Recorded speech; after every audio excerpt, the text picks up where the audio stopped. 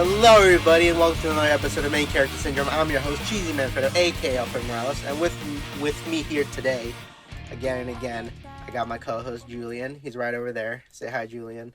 Yep, that's me. That's me in the spot. It's me in the spotlight, losing my convictions. Oh man, and we have a new guest, the first time guest here. We got Stokes, the writer from Twitter.com. Say hello, Stokes. Yes, I was born on Twitter. What's up, man? Thanks for having me. Yeah. This is Stokes. He's an indie comic creator, and he first caught on to him when I saw a random I think it was a random like Twitter space pop up on my feed of like indie comic people talking. I jumped in, and I met this guy, and he's kind of we don't see eye to eye on everything, but I can't help but to kind of like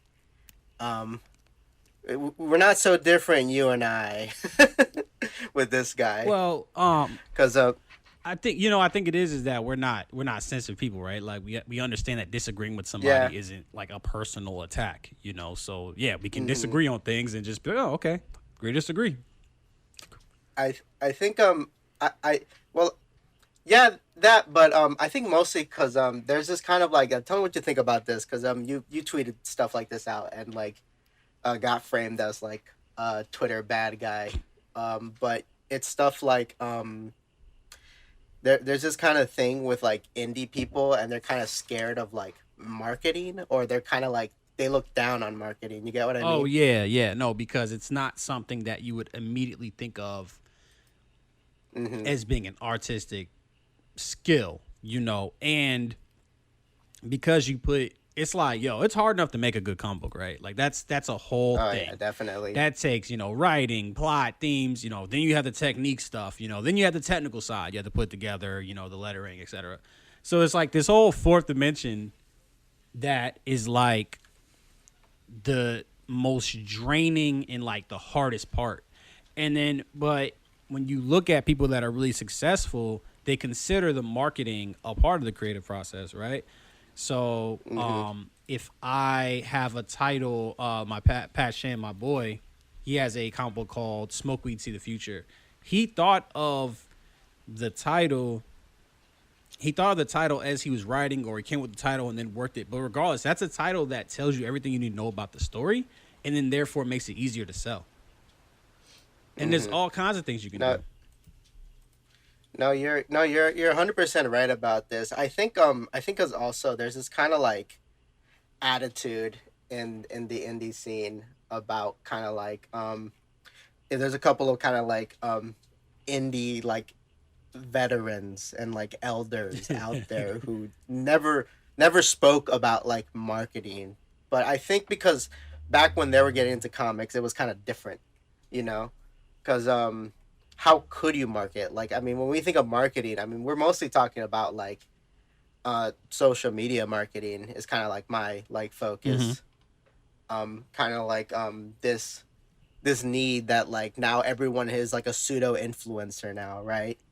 And back in the day, you didn't have that. You just had like a guy who would draw or write it, and the company would be in charge of marketing it, right, to whoever they're sending it to, right? But now it's the playing field hasn't gotten too even, but it's smaller people have gotten more of a chance to get their name out there. I wouldn't say things have gotten easier, but it's more like now it's easier to see how hard it is. I think what's interesting is, real quick, I think you have an infinite amount of opportunities to market, right? You have so many revenues, which is daunting. But I think that's like kind of the negative view is, oh my God, there's so many ways to get my comic book out there. But the glass half full is, hey, there's endless avenues for to get my comic book out there, and that's why I kind of like to frame it like that. That hey, it's a positive thing. You should because you're not going to do anything optimally that you don't care about, right? Like if I hate. If I hate cross hatching, I'm not gonna do it. But if I reframe it as something that's fun or something enjoyable, or even something that's like not even necessary evil, then I'll do it more and I'll be able to optimize it. I think there's a real we talked about this a little bit, but I feel like people have a real losers mentality. Not to say that they're losers, but there's a real woe is me culture in indie comics, and it's frustrating, bro. It's like, bro, we're making comic books, bro. Like this is the dream. Like, what are we complaining about? Yeah, no, no, I got you. It's so. I let me bring you up. I wanted to talk to you about this little bit of kind of like I don't know if I call it like a controversy or something, but a couple weeks ago, do you know about a guy named Josh Cotter? No, actually. Does that name sound familiar? Okay, Josh Cotter is an indie guy, and recently, on April 5th, he like on Instagram he posted. Well, this is not the Instagram link. This is from his website, but he took screenshots and he wrote like on these like pieces of cardboard. He wrote about how his book that he got published through Fantagraphics um came out in 2021 and only made and that whole year he only sold 4 copies of that book Goddamn. in a year, which is insane to me. It's crazy that you would only sell 4 copies because like I'm over here like doing like pre-order sales and like I've never gotten anywhere close to just selling 4 copies of something. I think the lowest is like 10, but that's like in a span of like 2 weeks and like 10 like 10 4 that's insane like in a year, you know. And it's he yeah, and these are like little pieces of cardboard. He talks about how like yeah, his book got kind of overlooked, and because of it he's like thinking about not doing the other volumes of the book. And I looked more into it and it turns out that the volume 2 of the book that he made, the first volume came out like 5 years ago, and then like I guess it took him 5 years to make the next volume. Mm-hmm. And that's insane to me. 5 years is crazy. Because I mean, yeah, that's your first kind of like, okay, well, there's one of your problems. Like, people, yeah, people like don't want to wait too long. Like I mean, I get it. I get it. Like maybe maybe like a year or two for another volume, especially if you're like some sort of if you're some sort of industry veteran, or if your series is like incredibly acclaimed, then yeah, like I could see people wanting to wait. But I don't think people will wait too long, for for like 5 years, especially for like an indie book. And I Typically, mean, no, yeah, not and I in the looked up Western markets. right, exactly, and I looked up his book, and it doesn't look bad. It looks good. He looks like he's a good artist. I mean, it looks interesting, right? But I've never heard anyone talk about it till now. And he did after he like made this appeal. I'm sorry, I'm kind of like recovering from a cold right now, so I'm gonna be coughing. But he did a follow up to this appeal, and he was talking about how he did like he did sell out when he posted like the original appeal about what happened to his book, and I'm thinking like did you not like I don't know, because from what I little understand from Fantagraphics is that they don't really have the money to kind of push their books. Like they'll talk about them, they'll post them on social media and like spread the word. But like with Fantagraphics, most of their money comes from like their reprints of like older like Disney comics and like a select few things of very like critically like they reprint very like critically acclaimed stuff Mm-hmm. like over and over again, and that's where a lot of their money comes in. And they don't really do too much of marketing like other guys, but that's just because they just don't like have enough, it seems, right? So like a lot of it is like on the onus of the creator themselves to kind of market it, right? But like, how do you like not like only 4 copies in a year? Like, how do you just are you not talking about your own book? Or There's it's no like, way. are you just not online? There's Yeah, it's if you insane. have like if you have like 100 followers on Twitter, you will get you will get 4 people to buy I, your book. You know what I'm saying? Like you'll get, yeah. What's the rule? It's usually like 10% of like your followers, or 10% of anything is how much you're gonna get out of it, right? that's insane to me. I really don't understand that. Yeah.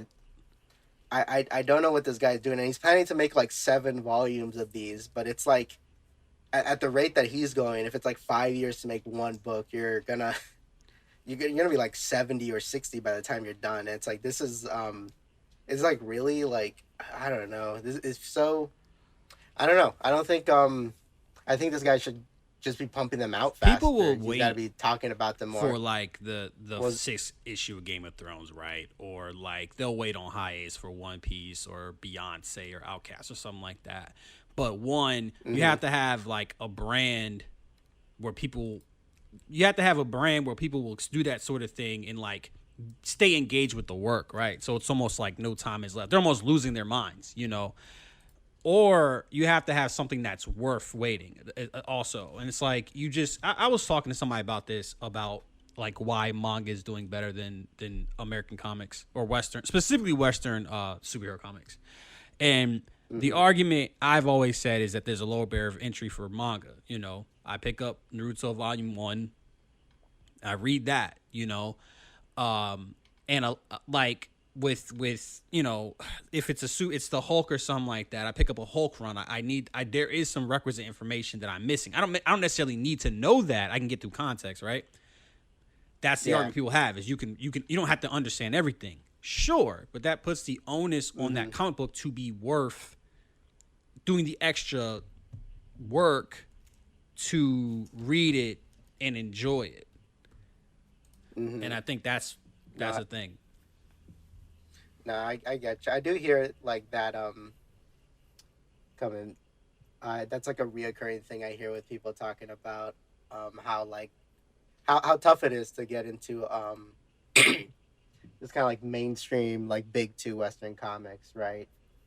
Um, and I feel like if I were in my head, if I had like full control of like how the industry is, I think a big problem is that I think the long continuities are like really holding it back, Yeah. you know, and I think they need to kind of do kind of like how much do you know about you know like how in Power Rangers like every season it's a new Power Ranger team, you I'm know, almost like a JoJo and it, thing. like a JoJo thing. They I mean they did it a lot in Japan where like it's not that I it's not that a superhero is there forever. No, it's more like there's a new version of this of said superhero, and the continuity changes. Like in Kamen Rider, they do that every season. It's a new Kamen Rider, and it's like it's never always like the same world. Like sometimes it is, sometimes it isn't, and they change it all the time. Like sometimes it's like all the other Kamen Riders are canon, and other times it's like okay, none of them are canon, and they're all from actually different alternate realities, and it switches like with every like new one that comes in into place, you know. But it's like it's like it doesn't matter if you don't need to have seen the other series to kind of get what this guy's deal is. And I feel like they should definitely like I think they should just do that with like the most popular like superhero characters. Like if they could like imagine if they just ended the current Spider-Man run and then they started a new run and it was like brand new. You didn't have to like read none of the previous. It's like a whole new Peter Parker so and so, and then that goes on for like a year or so, and then you have that end, and then you start a new one, and then you don't have to do Peter again. You could do a new character. You know, you could like change up the continuity. They don't have to be like canon with each other. And sure, you could like I do get the idea of like going back to like an older continuity to like do another story, and that's fine. And I think people would appreciate that. But there should be like it shouldn't be that like oh he became Spider-Man in the 60s and that's like that's like holding it like back from the character. People are more I mean like and I think people would be more open to like you know having it like this because we kind of already have it like that with like all the movies. We Yeah. understand that Andrew Garfield, Tobey Maguire, Tom Holland, they're all different Spider-Men. That's like fine, especially like with the multiverse stuff. It's like it helps people kind of like get that like oh it's not the same like Spider-Man, right? So it should be fine with like doing that with like comics because in comics like the suspension of disbelief is like there's more of it than like in a live action movie. There's like Yeah. my kind of like pitch to like how you rework all of that. You could do this. Yeah, just do that with like the popular characters because there's a lot of these characters that you just don't need like books. Like I don't know who's like really like frothing at the mouth for like I don't know I really can't think of any fucking like team that's like out there right now. And every time I like see kind of the sales of any kind of current superhero comic, it always seems like it's the stuff that takes place in alternate universes, or that are like miniseries seem to be like the ones people are more interested in reading. You know, because X-Men is kind of experiencing something like that. Like there are 4 spin-offs at any given time operating in parallel to the current continuity. And those tend to do better than the actual continuity. yeah, that's interesting. I mean, yeah, they should just fully go into that. I know that I heard rumors that Marvel is trying to go more into like a lifestyle brand The fuck? kind of direction The fuck? than like than actual comics, right? And I think what they're gonna do is they're gonna get like other companies to start like just making the comics for them, you know. And I think no one's really sure exactly what that means, you know, because I mean, first things first, like probably a lot of people are gonna lose jobs. I mean, that happens, right? But also, are they gonna get better or good? I mean, they're probably just gonna like become a little bit more tangible, more a little bit more like kind of like mainstream for people, you know. Like you go to Target, I don't see like no Spider-Man comics there, but they have a manga section now in Target. That's interesting. If yeah, if you haven't like noticed, I mean, they have Spider-Man books, but they're mostly for like kids who are like 10 years old. You know, it's not for like anyone who's like older. You know, um, or they should just say fuck it and just start hiring like mangaka to make Marvel comics. That would probably like pull in a lot of people. That, To They be should find honest, out who has had their webtoon canceled recently and hire that person to make a Marvel comic. yeah, that could work. I know DC has been really pushing like their webtoon comics, because there's all these like other little mini like Batman. There's like a Vixen webtoon. It's all they're really like kind of like expanding, you know. I think Yeah, yeah, that's I think overall, just the quality. I mean, it's like it's kind of like the most obvious solution is the most obvious. Yeah, I think I'm not trying to say. It's like, bro, I don't think it's that complicated as far as like what's happening. Why is manga outselling? It's like one, like yeah. as popular as I feel like in Japan. I haven't been in Japan. I'm only speculating based off what I've heard. Is like manga is intrinsic to the culture. Like, what's that joke that people have? Like, I used to get bullied for reading Naruto in high school. Like, never happened to me personally, but that doesn't happen. You know, like that's not a thing. You know, like. And then as popular as like superhero movies are, I think it's even more popular there. And I just on the whole, I just think they're better, right? Like we all value tourism, right? Like that's something that we're like Mm-hmm. people, you know, if you're a cinephile, it's like, oh well, they the studio messed with the Justice League from Zack Snyder. You know, we understand that he's not a good director, so a movie was gonna be good either way. But we value that, and then that's what's happening with manga. Like typically, it's a writer artist, you know, maybe there's 2 different jobs. Like maybe it's like a artist and then the writer and then like an editor, maybe an assistant, and that's the person who's it's like a 4 or 5 person team making it like a book over like 15 years. Like of course it's going to be better than I'm writing multiple books at DC. It'll be consistent, you know. No, I do agree, and especially like now with like earlier we were talking about like everyone being a pseudo influencer. I mean that's happening to like mangakas now, and even though a lot of them are very private Yeah. people, they have kind of become like pseudo influencers. I mean, look at this in the past couple of years, this really big push of Viz Media like bringing Junji Ito to like all these different events, you know, which is so funny. If you know anything about the Junji Ito story, where he did stop making manga for a while because all his horror stuff wasn't really super popular.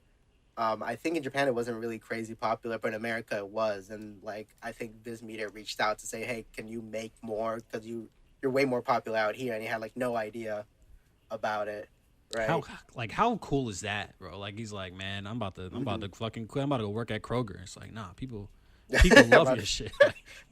about to work at Japanese Kroger. Yeah, whatever. When he asks for a cash or credit and the person says, "Oh, I have an app," he does the Junji Ito scrunched up face. That's crazy. What What's that one meme where it's like Akira Toriyama if Mexicans didn't exist, and he's like flipping cheeseburgers. What? You never seen that? It's like a GIF where it's like the GIF is like someone flipping like cheeseburgers at McDonald's, and the caption is Akira Toriyama if Mexicans didn't exist. What's the through line between Mexicans and DBZ? Oh wait, you don't know? Oh fuck, Mexicans love Dragon Ball Z. Oh, okay. Oh, yeah, okay. I have like Oh, do you not know about that? Not about that joke, like how much Mexicans really love Dragon Ball Z. it's so funny because I used to think it was black people. I mean, maybe it was. Yeah, I mean that too. That too. It flipped. I hear a lot of things. I one time I was talking to because I also like do Lyft on the weekend, Okay. and I was talking to a passenger, and I was saying like, yeah, I think Naruto is like the black manga, and he agreed with me like, yeah, Naruto is like the black manga, but a lot of people like tell me like, no, Dragon Ball Z is like the black one, and it's like I don't know. I think Naruto's got like five more black people compared to like But you're Dragon also Ball Z. talking I about a think difference of like 10 years. More than that. yeah. If you're including Dragon Ball, you're talking about almost a generational gap. Hmm. But yeah, no, I used to love DBZ, man. I did not know that. I'm gonna stop saying. I'm not gonna say Mexicans anymore. I did not know that as Spanish. I did not love Dragon No, Ball it's Z. fine. You can say Mexicans. No, look, you can say it. That's.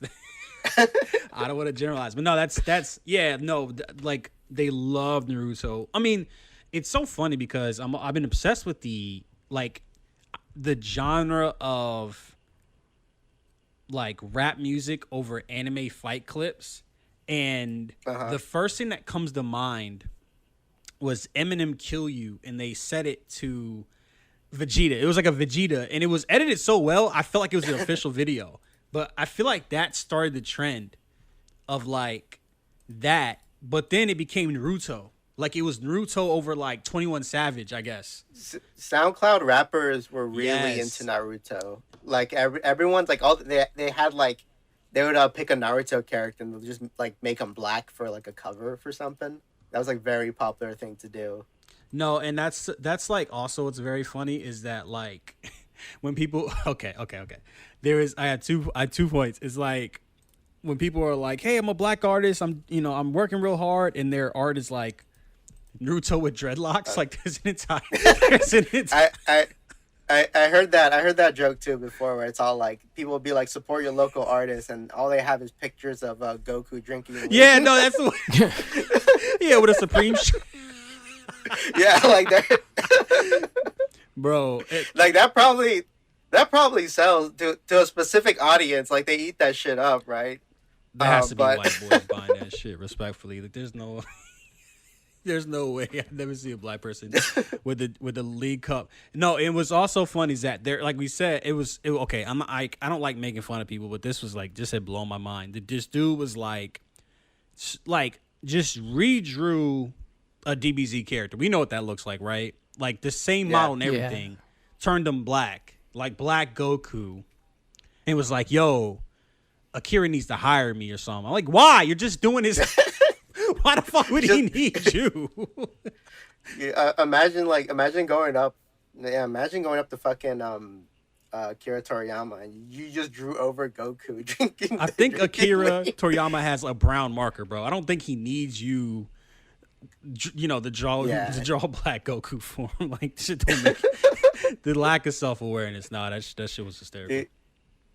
I remember there was a one quote with I think I don't know how true this is, but I remember hearing someone say that he was planning to like when later chapters when they would show more of like the Saiyan planet, he was planning on having there being like black people, like black Saiyans, right? Yeah. But I think an editor told them, "Oh, don't do that." And he asked why, and it's like, "Oh, because it's offensive, like because they have monkey tails and they're black, and that's Oh, like no. offensive in specific countries." And he's like, "Oh, okay, I guess I won't do that." Well, but he drew black people before that. he drew black people like with fucking like with like Sambo looking with like the black face and everything before, That's right? insane. Yeah, it's interesting. It's it's funny. It's a funny little world we live in.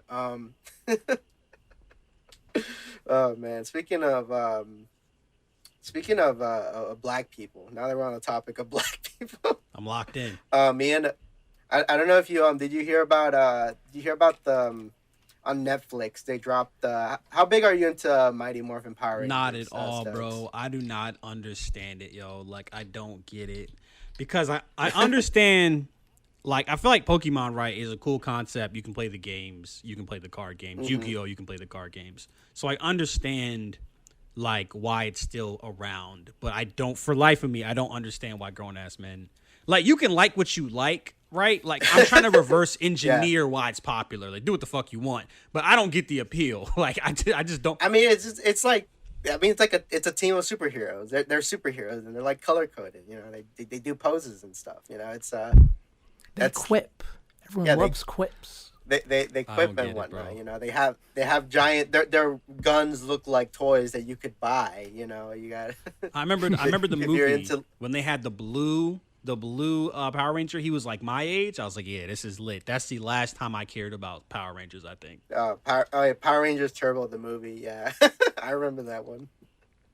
I've definitely fallen off, but I still go back to RPM every now and then because it's pulling from so many different sources to incorporate into its like story and world building that it feels fresh every time, even though it is just Power Hell Rangers. yeah. With me the Power Ranger teams that I grew up with like they like because now with how they're treating the Power Ranger property like how Hasbro is treating it, they're really just pushing nostalgia for like the original team, and they just ignore all the other teams because you barely see any of the other teams like past anything like post 9/11. We never get reference to, you know. Yeah. And those were all the teams I grew up with, you know. So it's like, oh yeah, I'm never gonna get a reference to fucking Wild Force, maybe once in a while. But you know, aside from all that, is yeah, because me and Julian we watched there's a Netflix special, and it was basically kind of like a Power Ranger special where they're back now, right? And it was very kind of interesting because I didn't know what to expect while watching it because it just felt like an episode of Mighty Morphin because it had all like the corny dialogue, it had like the cheesy lines. It wasn't like complex. It was very a straightforward story, you know. So I was very surprised, like, oh, this just feels like an episode of Mighty Morphin. Like, and Okay. I guess that's a good thing, you know. But um, something kind of funny and what made this special like kind of unique is that they brought back the actor, the black actor who played the original Black Ranger, right? And that's kind of that's a little it's a little kind of contentious because it's funny that that originally they got a black guy to play the Black Ranger, Also, he right? had the worst. He had a half pipe hair, like hairline. Wild. That was that was a style at the time, right? I don't he think so. also he also did you know what his fighting style was? What? Do you know what it was? It was a hip hop karate. So he would break dance while he did karate. You know what? Everything goes at that point, I guess. Yeah, He's doubling down on the and rest of he it. does that. He does that in this special, right? He does that in this special, but it's kind of I don't know because it's kind of like what are you gonna do? Are you not gonna like give a black actor a job? You know, and it's not like he hates the role because he's at I've met him before in person when I was younger because he's still at conventions. He's still eating He's off still that roll, advertising. bro. Like he's. Yeah, exactly. And I know he's still physically fit. I remember a buddy of mine was telling me that when he went to like an Austin convention, there was like an after party at a bar, and he was there, and some guy tried to pick a fight with him, and then he kicked his ass. Like, Nice. Use yeah, some of imagine that like hip trying to pick a hop fight. karate to Yeah, fuck he him up. fucking hip hop karateed him and fucking in front of everybody. God damn. I'm kind of shocked that they still call it that. Like, did they not know that capoeira exists? Yeah, I mean, I guess I don't know. I mean, it's so a lot of interesting choices this special made. I think one that also kind of really stands out is that they canonized that the Yellow Ranger died, which is kind of interesting because I don't think any of the Power Rangers have been acknowledged that they died in any of the shows at all. Mm-hmm. And what makes the Yellow Ranger's death so special is that she was like the first actress, and I mean any member of the cast and crew to die, like in real life, right? And the fact that they make it canon feels I don't know kind of weird, because like the series could have gone on forever without them ever like referencing this ever again, Yo, what if? Yeah, but like, Well, we got to give the grown, the 40-year-old men that watched the original oh series. yeah, We true. got to give them closure. Yo, what if they was like, what if they were like the recast cast T'Challa people? Were like, yo, recast the Yellow Ranger. We need this. This is culturally significant. Would you have been down if they recasted T'Challa? I mean, yeah. I mean, my thing was always, the whatever Ryan Coogler and the MCU, whatever they decide to do, I'm just kind of with it, right? Because I think what was lost was like, yo, this was a human. There's another situation where I don't want to really get into it, but it's another thing where it's like people are looking at the casting, like, what is this? What are the implications of this for the MCU for like real life Yeah. serious issues? And it's like, No, you're right. Like, yeah, like, oh fuck, oh Jonathan Mayer, oh no, what's that gonna do to Loki season 2? Like, dude, like, there's like people like this is like actual people. This isn't fucking exactly. It's like, look, let's see how this plays out before the MCU is the last, the the last thing I give a fuck about, right? So if Yeah. they decided that recasting him was the best course of action, then fine. But I'm like, yo, I mean, it's so interesting to me that it's almost like Disney chose to do the compassionate thing and like considered Yeah. the human element, and they got shit for it. It's like if they had done the heartless thing of like, yeah, it's a commodity, just recast him, don't even say nothing, then that, I don't know. Like, but I'm like, yo, like, I think it's unfortunate that I was joking that it's like, oh, you can't. T'Challa means too much to too many people. It's like, yo, if they did, like, what if people, when Spike Lee made the Malcolm X movie, they were like, yo, you can't have Malcolm X die. He's too culturally significant. He's too important. Yeah, that is kind of no, I get what you mean. It's it'd be weird. It's very I don't know. Damn if you do, damn if you don't. I guess Yes. Yeah, very much kind so. of thing. Yeah, because like what in an alternate universe, what would it have been?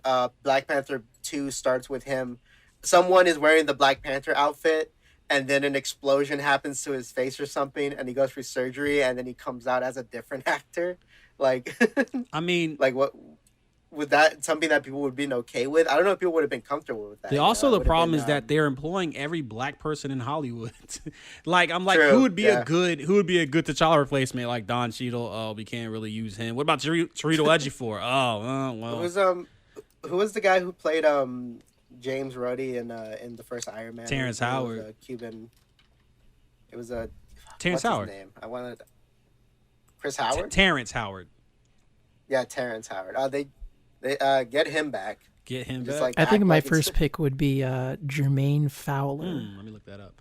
I think the dude who was in the Watchmen TV show, I'm forgetting. I think he played Matrix, Morpheus in the new Matrix movie, but they cast him as Power Man. So it's like, who the hell are you casting as T'Challa Yeah. that has the star power? And then it's also, do they have the star? If they have the star power, did they know Chadwick? Would they feel? I mean, it just sounds like a really shitty job Yeah, to fill in the shoes of a person who passed and who is beloved and talented as Chadwick. yeah, exactly. Because it's yeah, and what actor would agree to that? Because it's like, okay, now you're gonna have this permanent shadow over you as you continue to be part of this franchise. You're gonna keep comparing to this one guy who and this is just the thing with people as time goes on, they're gonna keep it what's the word? They're gonna nostalgia makes everything just seem better than it actually was, and they're gonna elevate Chadwick more and more as a new actor comes and takes over the role. You're gonna keep getting compared back to Chadwick, Oh, which yeah. is very unfair and would be a very shitty position to be in, as kind of a black actor, and you're already having everything else against you. Yeah. You know. Not it. Yeah. So it's sounds shitty. yeah, exactly. So it's fucking tough unless I did not see Black Panther 2, so I don't know. Lucky I you. don't know what exactly they did in that movie. Uh, if they're planning to do a thing where you had a secret son and then the secret son shows up or something. They cast so that, yeah, they gave him a son, and it's the shittiest acting I've ever seen in my life. Not trying to, like, I don't blame him. I'm not blaming the child, right? But like they Hmm. the dialogue is really clumsy, and it was this one it was like they gave him this line. It's like, I am T'Challa, son of King T'Challa, and it's like, why would you give this 5-year-old kid this this line reading? Like, this isn't Jill Osman, right? Like, it's like, oh my goodness, it was so clunky. Damn, it's fine. They'll have a new actor for him when they do a Young Avengers in like 8 years from now. Oh hell Bro, yeah! us also the Young Yeah. Avengers, bro. It's like they keep like the young. Anybody care about the Young Avengers? It's like a couple of them. No, I not used really. to. American Chavez. Well, it's like um uh That original Young Avengers run, I remember I read that when I was younger, and I remember liking it because I thought, oh, this is pretty cool. There were some pretty good stakes in that like original book. I don't know if the rebranded where they added in American Chavez. I don't know how the quality was in those books. It's so funny because I think last episode we were talking about the Young Avengers book just for like a split second, mostly to talk about like how annoying variant covers are, and you watch and your those you Young watch your Avengers fucking books had mouth. really good. You watch your goddamn mouth. I have like a love hate relationship with variant covers because I think they're really cool, but at the same time, what I always like kind of bother me about variant covers is that like when the artist on the variant cover is way better than the artist inside the book, you know? It's like false advertising. My Yeah. Yeah. favorite example is when that Legion of the Superheroes comic book came out. The covers were all immaculate, and I Hmm. think the first issue had a variant, but the actual book interior was worse than the show. It was like someone Damn. was tracing from the show to make the book. It was terrible. That's annoying. Yeah, it's annoying when like because a part of me knows that like the majority of these especially like big two books, like all of them is just house style inside the books, right? Yeah. So when they get like a really good artist to like do, they get a very like stylized artist to do the cover. I'm in my head. I'm like, if that guy's name isn't as like credited as one of the people on the book, I know for a fact he's not gonna be the actual artist for said book. That's like putting You like a know. McDonald's cheeseburger inside of like a Shake Shack wrap or something like that. It's like, this isn't as good as advertised. Yeah, exactly. And it's just better to like, I mean, because I mean, I like those variant covers, but it's so like, I'm not so inclined to like what do you do in this situation? I guess you just buy the variant cover if you're already a fan. I guess maybe the variant covers are fine if you're already a fan of the book. At during the time when I was buying the Nick Spencer run of Ant-Man, I already was liking the book, so I'd kind of just prioritize the variant covers because I'd be fine with it, because I know what I'm getting into, and the variant covers are just a bonus. But what about the people who don't know what they're getting into? Yeah. They see that there was like an Ant-Man comic where there was a thing where they did variant covers, and all the variant covers were drawn by like different mangakas, and they got the artist for Doro Hidoro to do an Ant-Man Ooh. cover, and the cover goes pretty hard, and what if you didn't fucking know that they're not the one drawing the Ant-Man book, and you open it, it's like, wow, this looks nothing like Doro Hidoro. This is a bit off topic, but my one of my favorite mangas was Eye Shield 21, because it was like this really cool intersection of like American football and manga. So it was like fucking incredible. Yeah. And the artist of that did I don't know if it's a variant, but did an illustration of Spider-Man 2, and it's one of the most beautiful things I've ever seen in my fucking life. he The One Punch Man artist as well. he did I think he did like a variant cover for like that original like Into the Spider Verse comic, where it was a thing where like if you line up all the floppies together, it's like one big image. I I think. I like the intersection between like manga creators respecting like American comics and vice versa. Like it's wholesome. I fuck with No, it. it's cool. It's cool, and it's cool when that happens.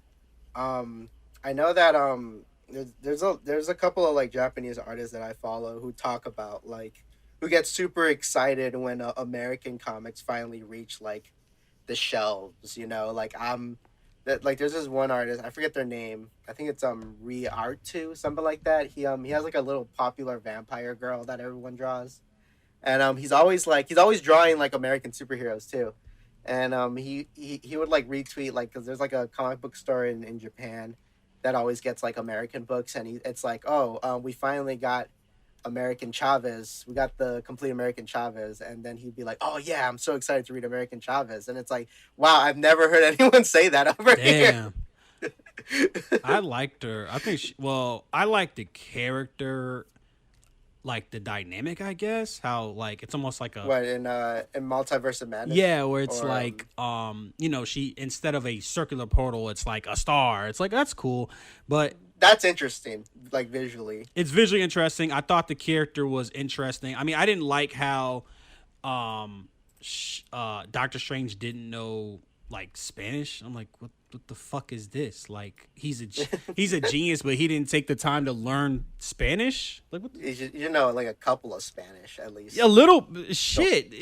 I don't know. It's like the MCU is just folding in on itself. It's like taking a human being and just cracking it over several times over itself. It's like this doesn't make sense. Like, and I feel like I don't think that's nitpicking. Like, I think you're hurting the internal logic that you set up throughout the rest of the movies, you know? Like, but you made a point to say this dude has a photographic memory. If he has a photographic fucking memory, he'd probably pick up Spanish just by proxy. Is that how does photographic memories work with languages? I thought they just worked with like things you've seen. Well, I think I would assume that it would be like it. I guess I'm just in. There's an implication of like total absolute recall. Yeah, it's like okay, I can remember anything, but even then, you would look at like I know what like Espanol means, right? Like you would yeah. So it's like, and I'm so far from a fucking I'm so far from a goddamn photographic memory. The depression has eaten all my memory cells, but I know a few Spanish words, you know, like I feel like that's bad character building, truthfully. But You think when he got his PhD in like mystic arts, like they should have been a requirement for like different language to be added in there too. What the fuck when was he learning? graduated. Latin? Like what did he learn? Yeah, in he was school? learning fucking yeah, they're learning fucking. So stupid, bro. Oh boy, So stupid. yeah, those. Oh man, I don't. Damn, I saw the last MCU movie I watched in theater was a Quantum Mania, and I mostly watched that because I got a buddy who was giving out free tickets, and I was like, cool, I'm not doing nothing that day, might as well. And I saw it high, like I made sure I got stoned before watching it, and it's so funny because the whole time while I'm watching it, I'm thinking like, damn, when is this over? This movie is just so long, and I feel very like I don't know, like how do you make a story about Ant-Man going into the microverse like seem like kind of boring and dull, you know? It's You focus on characters that don't matter. It's like you had to bring the entire cast. When I think back to that first Avengers movie, I think what works so well is that they gave every single member not equal time exactly, but it was like, all right, we got 6 main characters. We got Nick Fury. they got something to do. Everyone had something to do, right? Everybody has a cool moment. Everybody has like a little mini character arc. Everybody interacts with everybody. And it's like this is a cast of 6 people and you can't do the same thing with like I'm so sick of this shit where it's like, yo, we're gonna go to an alternate reality and it's gonna be pretty much exactly the same as our reality because, you know, we don't have enough money for the sets or whatever. And then it's like we're gonna go to a miniverse and it's gonna be exactly the same as it's so exhausting, bro. It's it feels like there's almost like a kind of like a leash on like how things should look, you know?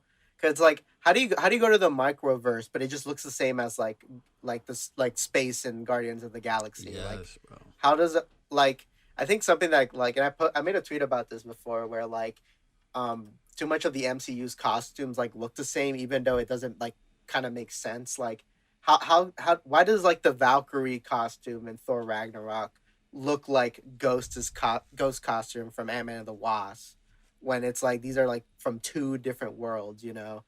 And I brought up that like the Nova Corp outfits in the first Guardians of the Galaxy look kind of like what Killmonger is wearing in the first Black Panther, and I know that his whole outfit's supposed to be a reference to Vegeta and whatnot, but it's like it looks the same. It doesn't really look too different. Like how are you at the other end of space?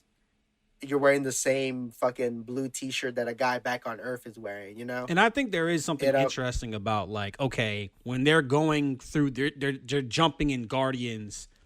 Oh, this does look like the miniverse. Or when Doctor Strange is like having a thing, and you can kind of say like that's not a problem. But when it's like it doesn't feel intentional. It kind of feels like we have a color palette. We we have a specific setting on the green screen. That's what we're gonna use, and it's really unfortunate because um you're getting these directors that should have very specific. It's like also it didn't play to Adam Reed's strengths. The Ant-Man 3. It's like when the movie is actually an Ant-Man movie, I feel like it's phenomenal. Like that opening monologue was really funny. Where he's doing the intro for the book, right? yeah. When there's ant stuff, they're playing with the ants, they're playing with size. There's this part where Scott and his daughter are like giant, and I was confused because I'm like, are they normal? Like I feel like the first thing you need to understand when dealing with size changes is relativity, right? Like something being Yeah. relative, and it's like, yo, this is how to do this. If Adam Reed knows how to do one thing, it's to show the relative size of something else, and he fucked that up. And then the best part of the movie for me was that end the end monologue where he's like, and then everything worked out, and he's like, oh god, did I fucking let out Kang? Because it's like the nature of these movies, like every threat, every fire you put out is gonna start two new fires. I thought that was like, I feel like the Ant-Man movies are really good at very subtle meta commentary. Like very, very not quite You know, Deadpool, not Rick I and don't know if Morty I, level, I but don't know if I like would say that about we. Good. I. Hmm, I don't know. I was. Those first two Ant-Man movies are pretty good. I mean, they're not great. They're decent. They're like a decent afternoon watch. You know, like if they were playing, like Yeah, I'll tell you this: if I was like if I it's was a great younger and they were just airplane playing on movie. TV, yeah, yeah, I think that's a good way to say it. It's a good airplane movie. Um, you know what? You know that reminds me. I remember seeing a tweet, and I can't find it because I don't know who the fuck the name of any of these people are. But there was a tweet I saw where someone was talking about like someone posted that whole scene, the end credit scene of Quantum Mania, where all the council of the Kangs and they're like arguing with each other, right? And someone said like, oh well, you know the reason this scene is here is because it's supposed to contrast like the scene with where there's all the different like Scots and they're working together to get to a goal, and all the Kangs, you know, they can't agree, yada yada. And I'm like, oh, that sounds so cool. I wish that was actually in the movie, Right. you know, because that's not in the movie. You're making something up for the movie, but you know that got me think that like you're making the movie sound more clever than it actually was, you know.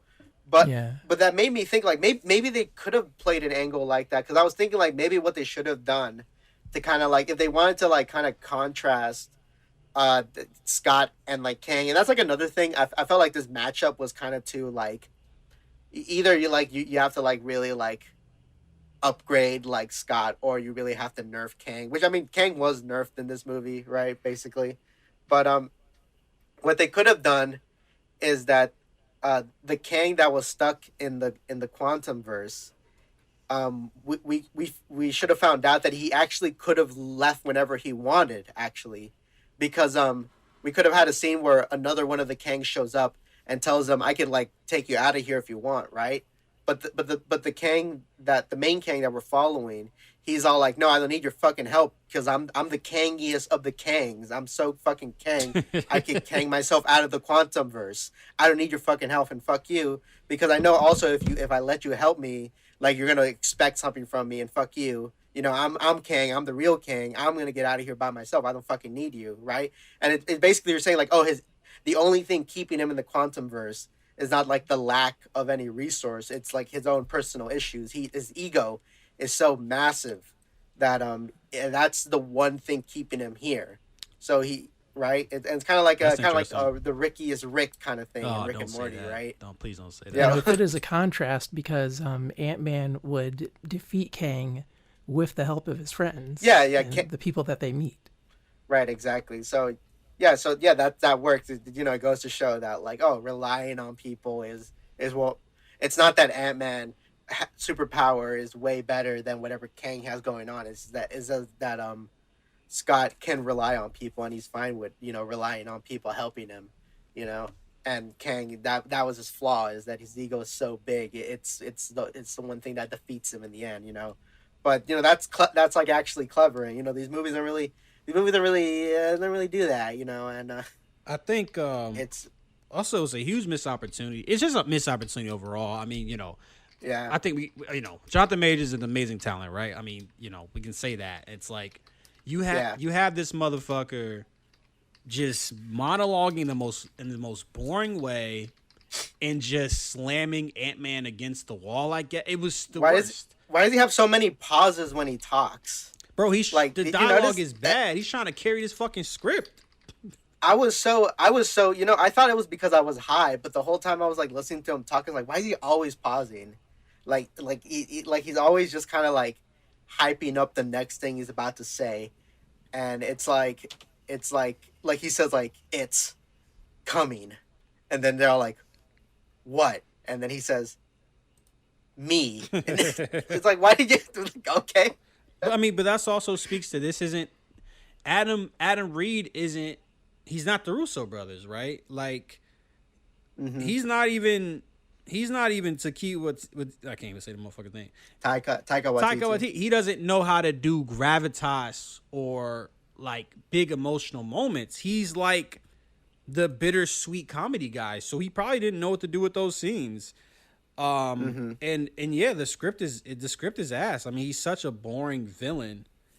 And it doesn't contrast well. Like Ant-Man, Kang does not work as an Ant-Man villain. Like, ironically, I thought Murdoch should have been the main villain.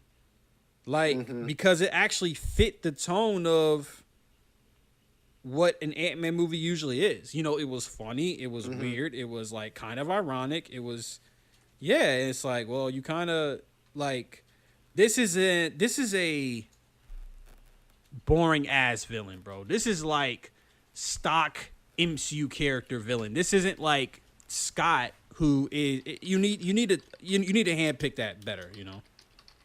Yeah, no, I agree. I think they were very like I don't even know if they were doing this on purpose with Thanos, but the fact that we just really never see him in action until Infinity War, that kind of helped it a lot, like in the long run. Because like imagine if we had one movie where like Thanos was like the villain and he loses, like that kind of makes it kind of lesser, for if he appears like later on, because we already seen him lose once, right? Well, also, what Um, is Kang's power? He has the worst power. He has like laser vision or some shit like that. he like yeah he shoots stuff, and he has some kind of telekinesis, which is so funny because that's kind of like the default power they give the villain when they don't know what to like for him to do. Because I think Ultron had telekinesis too, like in the little fight scenes that What? he's in. I don't know about that one. But I mean, the fact that the fact that we're like we can identify that it's similar to other characters, it's really boring. And then like he essentially fights him like in a fist fight. He beats him in a fist fight. Like Yeah, it's just a total mishandling of the Ant-Man character, of Kang as a villain, of the premise. It's just I I think I'm weak. so I hate how they just don't like. There's like scenes in the previous Ant-Man movies where they do a pretty good job of having like playing with the whole size changing in the fight scenes, right? But I feel like they could have done more, or like Ant-Man should have like been more clever with like how he like uses size changing when he fights, um because like I think there have been so many good moments where he should have just like turned into a massive fist to just punch Kang, instead of physically just fist fighting him. You know, like there's so many there's so many like little things you could have done, but it just so I don't know. You know, it's funny. You also notice in that movie they did the whole like they did the whole scene. They did the whole the cavalry is here scene like twice. Bro, I don't remember anything from this Like movie. But yeah, I oh. believe you. Well, but the more I'm talking about, the more I'm like, oh, they did this little thing. Yeah. Well, I Oh mean, it's man. like trying to be two different movies. It's trying to be like an Avengers prequel, and it's trying to be an Ant-Man movie, and it's like those are two very different. Ant-Man You, works best in his own little story that's kind of fun, kind of light, and character driven. Like he's not the and I think it's a shame because I mean Paul Rudd is an amazing actor. Like he can oh do yeah, Paul. drama, but you're not really giving him anything to do here. You're not really playing. You're not even playing to his strengths as a dramatic actor. Hmm. I think like I think they do a pretty good job of like I think for most of it they pick pretty good like actors for their characters. For the majority of times, they pick pretty good actors. I think the weakest part of these movies has always kind of been the writing and the a lot of the visuals too. Like a lot of stuff could like look way better. I really don't like how the Ant Man costume gets worse in every movie. Hmm. You know what I mean? You know what I mean? Because it gets more. It gets like they add just more unnecessary details to the costume, and it's like it doesn't like. Why are you doing this? Like, or do you want to come off as like, oh, now the suit is more like complex? Well, it does the same things that it did in the first movie, so why does it look different? You know, like like you think back to like Tobey Maguire's Spider Man. The costume never changed. Now that I think about it, you know. Yeah.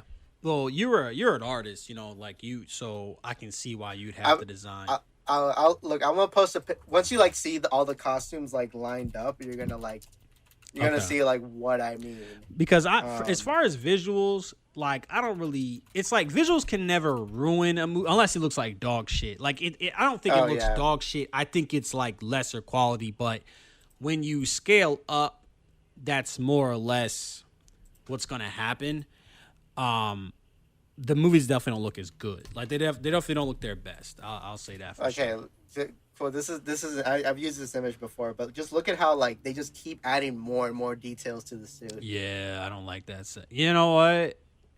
Yeah, nah, it looks like that first one. Why does he have an Iron Man reactor in the middle of his Yeah, chest? like why is that there? Like I know in the original costume there was like a spot there to kind of like represent kind of like atoms almost, but it's so unnecessary now, you know. And I think the suit looked the best during Civil War. Um I think that's when it just looked like really good. And they just never go back to that, I you actually know. like the Ant Man one because it has kind of like the visual. It almost has like the you'd be able to describe this better, but almost like a gradient, like a comic book gradient. Yeah. Like It's I like how like kind of gritty, kind of like almost like it almost just looks like they repurposed a motorcycle outfit, but you know yeah, it looks cool. It's almost like oh like they didn't have the best materials to make it, but they managed to make the suit. You know, it's it gives it a little bit more character, right? And I think the one in the Ant Man and the Wasp was just kind of okay.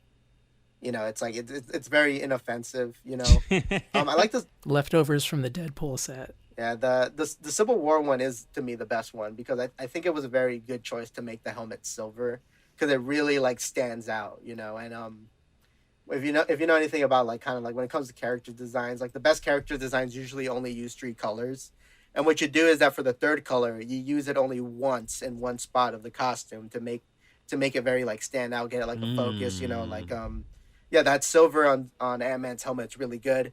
Another example would be kind of like Superman's outfit. He has yellow in his outfit, but it's only on his chest, so you're focused on that as like the one time the one use of yellow. They also do that with like Batman and when some of the designs when they do the yellow oval for his like symbol, you know. okay. Um, yeah, but other than that, it's just over like complicated and yeah, it just kind of unnecessary. I don't disagree. I think what necessitates it is that they wanted to give him specifically a like visual progression because he's like actively working on those technologies, and maybe that also coincides with the suit change. I I wouldn't be able to justify it for anyone else though. I mean, I think that idea is fine, but I think as long as like the quality of the outfit doesn't like suffer, you know? like you could do Yeah. that, like it's fine, right? Like I think when we talk going back to manga for a second, the transition from like Naruto's like original like orange and blue jumpsuit to it turning into kind of like black and orange because that kind of makes sense because he's becoming older and he's becoming he's becoming more of an actual like official ninja, and they're like they now they all wear black. It's more like kind of stealthy. It's more kind of uniform for the rest of the team. That makes sense. But I don't know. With this, it just feels, I don't know. It's I think about this thing. I think about these things, and it just comes with it from like thinking a lot about like design and how things look. I also been thinking a lot about character designs because coming at the end of the month, I'm going to a convention and I'm going to do a panel on character design, and the panel is going to be called "How to like create your own villain," and it's gonna start off as like kind of like a basic character design course, but then I'm gonna talk about, okay, now this is like the thing. These are the things to keep in mind when you design a villain, or like this is how I usually do it, and then kind of break it down for people. You get me? I Yeah. no, I love actually hearing like little like nerdy stuff like this. I'm new to how long you been drawing comics? Like Um, I've I got serious about it like maybe back in like I think back in 2017 or 2016. I got more serious about it because I used to do short film, but then I had to stop because I was making literally no money off of short films, damn. and then I went to comics, and comics made me a little bit more money than short films. So more than So I was like, four okay, I'm just gonna, comics. You like, I can do this. yeah, yeah. Yeah, it was crazy. I was selling more than four I sold comics. 5 comics. Yeah, exactly. So business was booming for me. But yeah, and I was just yeah, since like 2016, I think I've been really just kind of dedicated to comics, and I just been switching around. I mean, you've met me recently, Stokes, but I've been doing it for like kind of while for a while. I originally started doing like webtoon comics. I was really pushing like my webtoon comics. Um, and then I stopped that because the money just kind of stagnated, and I was like, oh, I gotta try something different because doing the same thing over and over again is not that smart, you know. Mm-hmm. And I feel like a lot of people who make web comics is that they just kind of just get in the rhythm of making the same comic that's like not even like a bad comic, but it's just a comic that exists, and then it's like Damn, bro. people, yeah, well, people talk about the comic. Oh yeah, you've heard of this web comic? Yeah, I've heard of it. I mean, I've never heard anything good or bad about it. I just heard about it because it just exists, because this Yeah. guy's comics exist, and I don't want to be that guy. I kind of want to make comics that people are talking about it. Like even if the comic sucks, people say, "Oh, that comic sucks." At least they're talking about it. At least that's like a strong emotion attached to my comic. It's more than just like, "Oh, that comic exists." And it's nothing like, because sometimes like hearing when something is bad kind of makes it sound more interesting. Right? 100%. Sometimes, yeah. I was just Yeah, yeah, curious. yeah. So you've been doing this for a while. I've been doing this for a little over 2 years. Mm. So the nuance, I know a web comic because I had to pay for the art. I mean, which I'm not complaining, but that is it. No, The financial element is there where it's like I need to make a return on this somewhat. So I did the whole that, web, not web comic but just comic. no, I I gotcha. forgot the word. Just comic. I think I think that's what prevented me from getting into my own comics because I make enough money off of commissions that I don't leap at like the opportunity to do my own book. I think I need to make myself poorer or something. I think You make a comic, you'll be poor. Believe me. yeah, you'll make, yeah, you'll be poor. I freaking, like, when I did my taxes a couple weeks ago, my tax guy was kind of like, okay, so basically your comics, it was just, you did it at a loss last year, and I'm like, yep, I sure did. It was all at a loss last year for me. It was very humbling year last year for me. I'll say that much.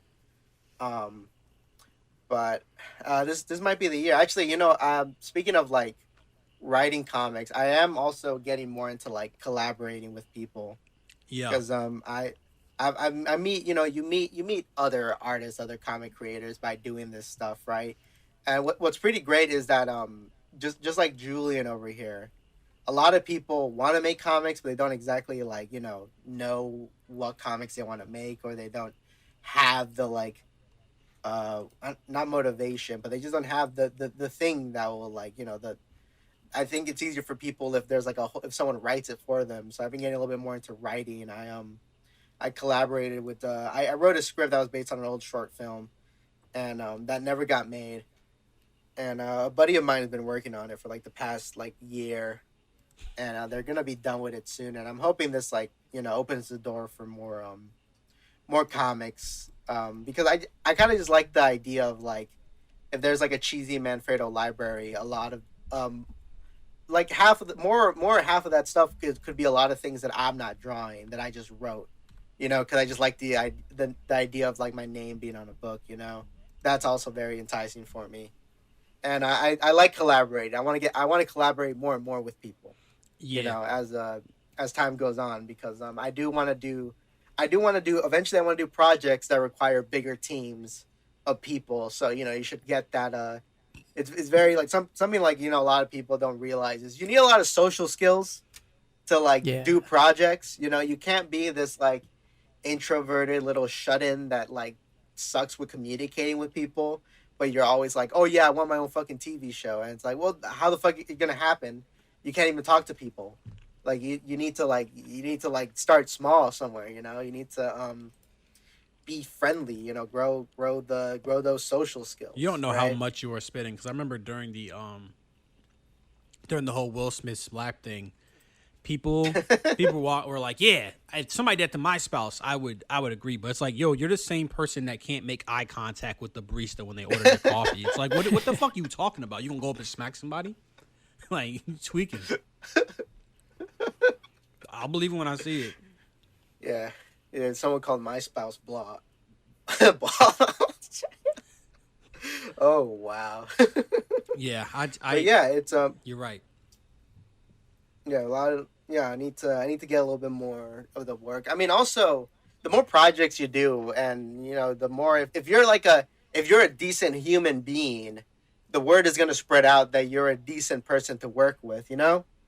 Like, and Yeah. that's kind of like what people prioritize. You could be like the most amazing like artist out there, but if you're like a piece of shit asshole, like people aren't gonna want to work with you. And that's something kind of crucial that you're gonna need if you want to make more money. I mean, there's the lucky few who like they just make art and they just make a shitload of money just making art. That's fine, but that's like gambling. And you want to be a little bit more realistic. You're gonna have to work with people. You're gonna have to socialize, not be like a dick. You know, um, which is funny for like me to say, because I'm like saying something controversial every other like month or something. Yeah, you be Getting wilding me a lot out, of bro. oh yeah, true. But you can usually tell when I'm about to say something controversial because when I don't have no pre-orders running. If I have pre-orders running, I'm like being the nicest person out there. Yeah, You don't want to fucking yeah. don't want to scare them, don't want to scare anyone away. But once that's all over, back to hater mode. You know. You are a cynical fucking guy sometimes, bro. I'll be like, Jesus, Jesus Christ.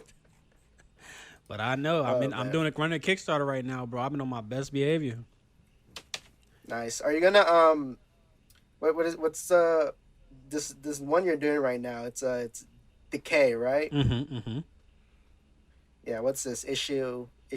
What are you doing? Issue 2 or 3? Issue 4 and 5. Oh wow. Yeah. Damn. Ooh. You're pumping those out. I'm almost done. I remember Decay issue 1. You read the Dedication one?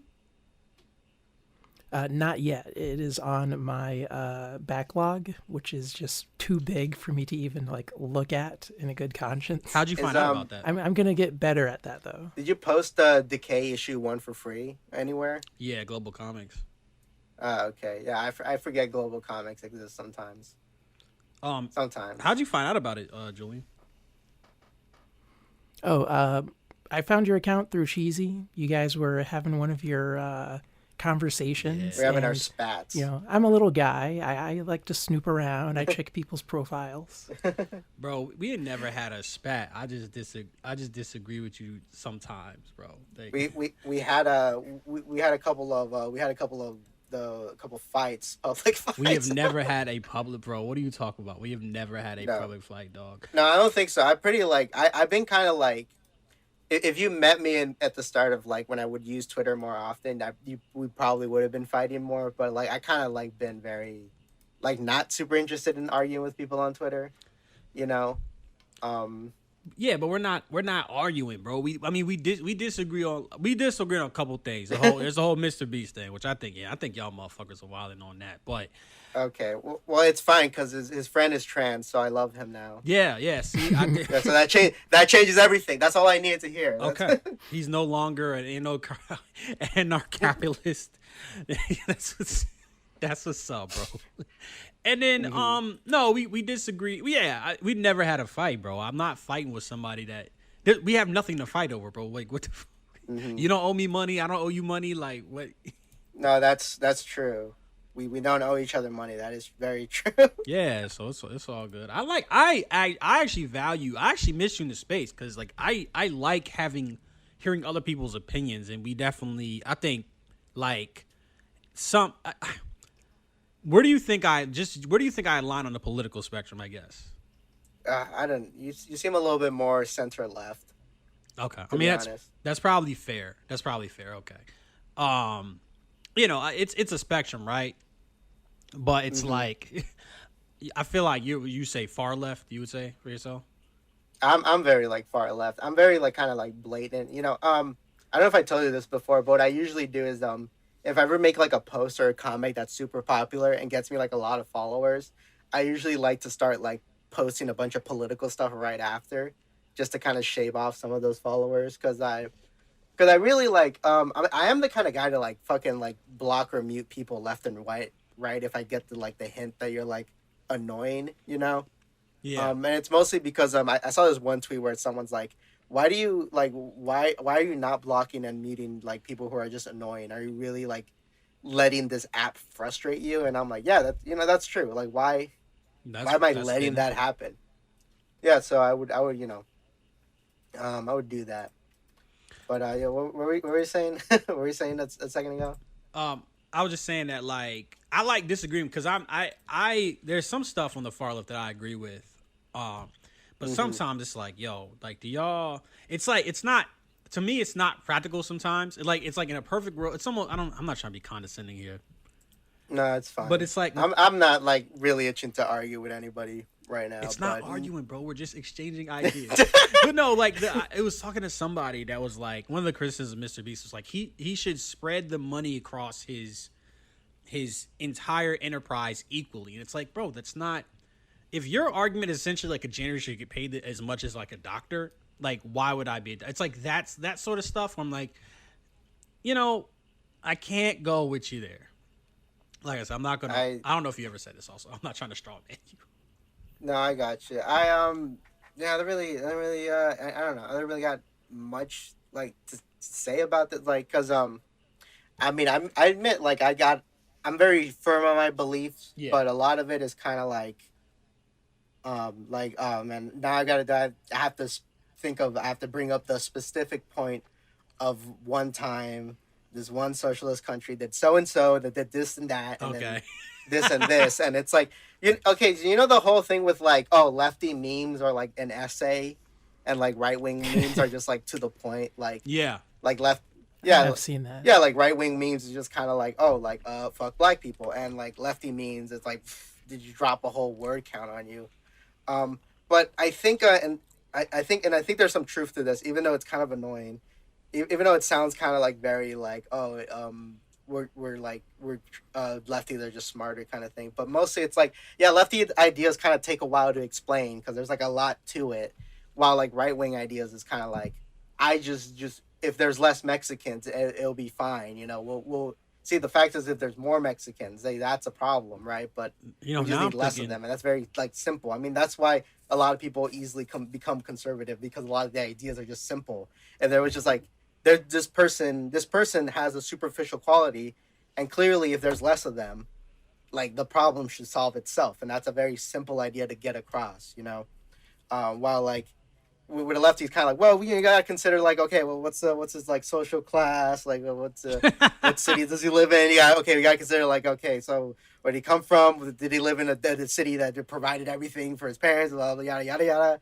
Well, exactly like so, and so all this like other like little things you have to consider, and like the average person, it's like tough to like like to absorb all that because it's like you're getting lectured, and I know a lot of people don't like getting lectured. I like It's the difference between the Dilbert cartoon and Futurama. Yeah, sure. I yeah, I mean I think that's an interesting point, and yeah, it is like it's almost like strawman arguments Yeah, on the for the right, and then the left it's like yeah, it's almost word vomit. It's like bro, like I yeah, yeah. and for me it's like look like it's like you just got to be able to explain your point to somebody that doesn't agree with your exact political alignment. Like I I, feel like that's a I, failure of communication if like I have to agree with you basically like we have to have I, our Venn diagram of beliefs are a top a circle over top each other, right? I think a lot of it is you have to kind of like. I mean, what you said I agree with, but I think if as long as if the person you're trying to convince is coming at you in good faith, Yes. because there's people out there who come into like they act like they want to understand, but they already have their concrete beliefs, right? Like they already like they're not there to like understand. They're there to like refute every point. Well, like they're like whatever information they believe to refute whatever your point because they're ready to not already believe in what you're saying, and that's like coming into something in bad faith. It's like these all kind of like extra kind of like layers, and that's like kind of like over time I realize what you gotta kind of do is when you want to change someone's mind is you gotta kind of prioritize. First of all, you gotta need to like try to change people's minds of people who already kind of respect you to an extent, Yes.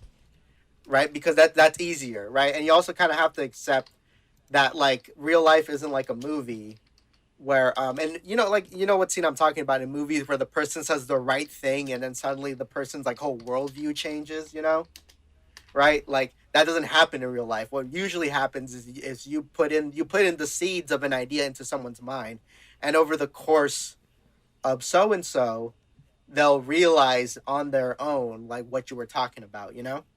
Yeah, and you're right because it's about good faith and it's about energy and stuff like that. But I would Hmm. argue if you're really passionate about something, it's like yo, you kind of got to find the energy.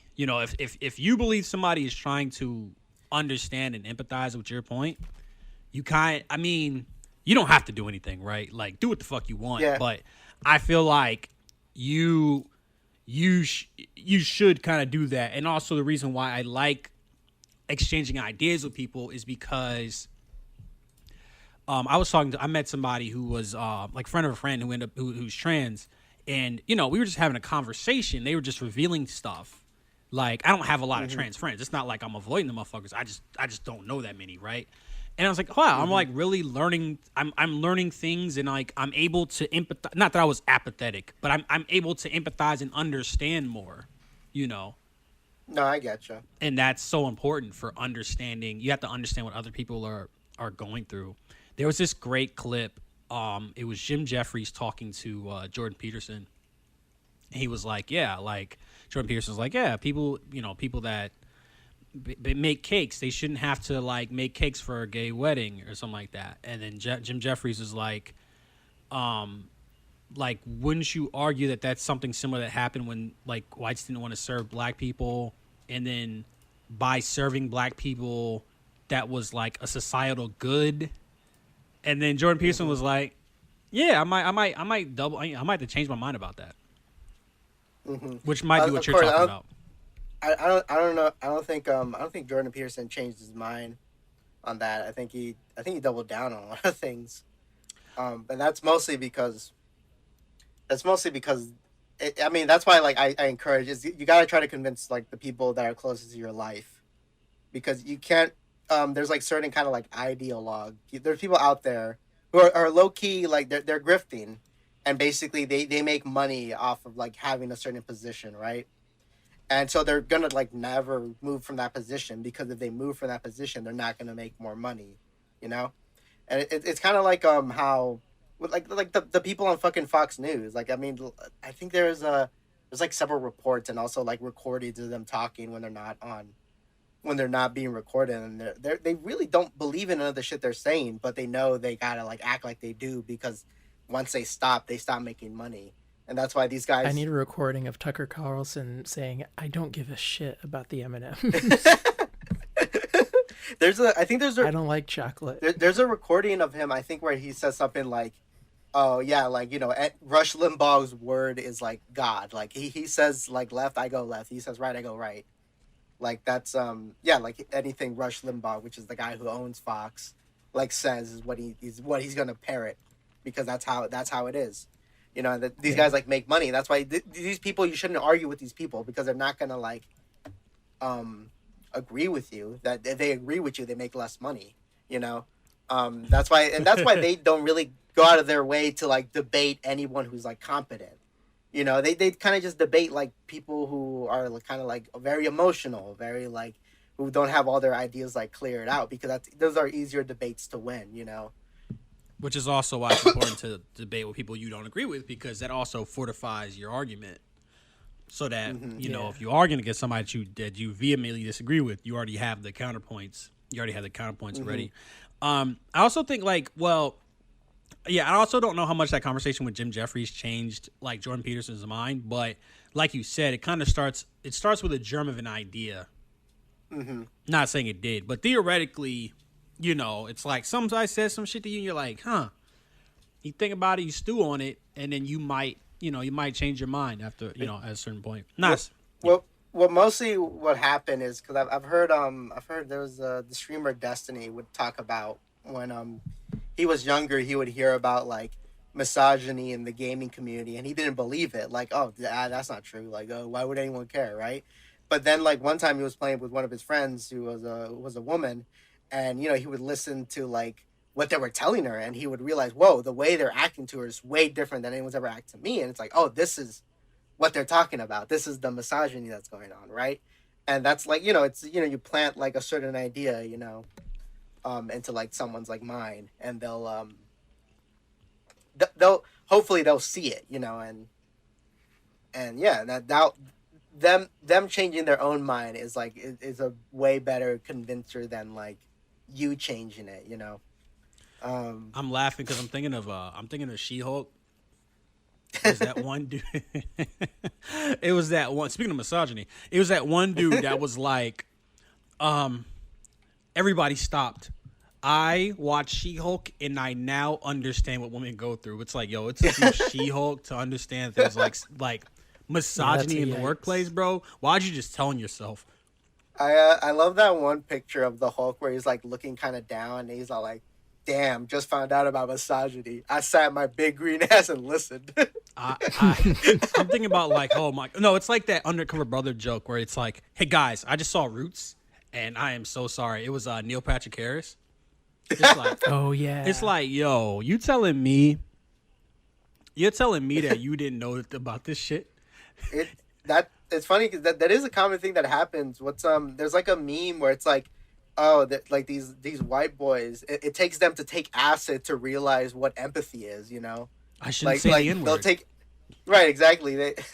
They take acid and they realize, oh, we're all connected. Oh wow, women are people. Oh my god, that's crazy.